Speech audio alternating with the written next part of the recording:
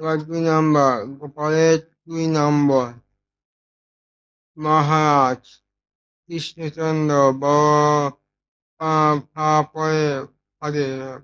পরে বললেন, রাজসভায় বড় বড় পণ্ডিত, কষ্ট মিত্র সবাই চশমা চোখে চোখে দিয়া দুটো দিকে হা করে তাকিয়ে রইলেন, কিন্তু দূর থেকে দেখে কারোর সাধ্য হলো না আসল বা নকল চেনা।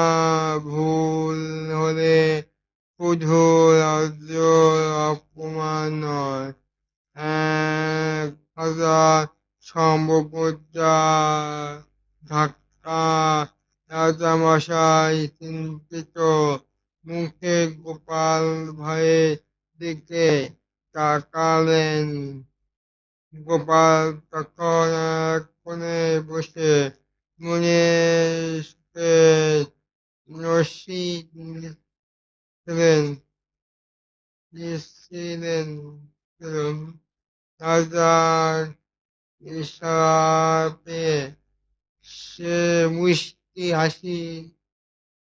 হেসে সামনে এগিয়ে এলো। 3 নাম্বার, গোপাল বলল, মহারাজ, মোহনজগৎ মশায়ের শর্ত মেনে আমি দূর থেকে আসল হীরাটা চিনে দিতে পারি, তবে আমার একটা ছোট অনুরোধ আছে। এই পরীক্ষাটা রাজসভার ভিতরে না করে ওই বাইরে খোলা বাগানে করা হোক। সহজাত ভাবলেন, বাইরে গেলে কি এমন তফাৎ হবে? তিনি রাজি হলেন। হীরা দুটোকে স্মিথ কাপড়ের ওপর রেখে বাগানের মাঝখানে রোদের মধ্যে রাখা হলো। রাজা সওদাগর সমস্ত সকল সুযোগকে দাঁড়িয়ে লক্ষ্য করতে লাগলে লক্ষ্য করতে লাগলেন। প্রায় আধা ঘন্টা কেটে গেল। সবাই গরমে ঘেমে অস্থির, কিন্তু হীরা দুটোর আগে ঠিকমতো চকচক করছে। 4 নাম্বার, ঠিক আধ ঘন্টা পর গোপাল সঙ্গের দিকে তাকিয়ে বলল, মশাই, বাজি দেখতে তা হলো কাশ, আর ডান দিকে তা হলো আসল হীরা।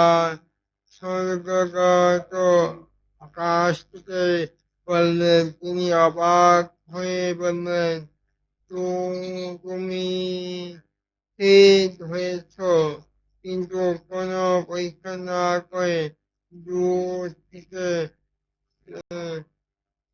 দাঁড়িয়ে থেকে তুমি কি করে বুঝলে? গোপাল জবাব, গোপাল হেসে কিছুক্ষণ সে মহারাজকে প্রমাণ করে বলল। ভালো লাগলে এই পর্যবেক্ষণ করে দিই। কাছে স্বভাব মহারাজ, বুদ্ধিটা খুব সোজা। এই চৈত্র মাসে ওদের কাজ বেশিক্ষণ ওদের দিকে ঠান্ডা ঠান্ডা ধরে ভাব হয়ে আসতে পারে না। অল্প পরে পরে গরমে নীতি গরম হয়ে ওঠে। আর আসল হেয়া যত রোদে থাকুক সে সহজে গরম হয় না। ভিতর থেকে ঠান্ডা থাকে। ভালো লাগে ফলে অবশ্যই করবেন।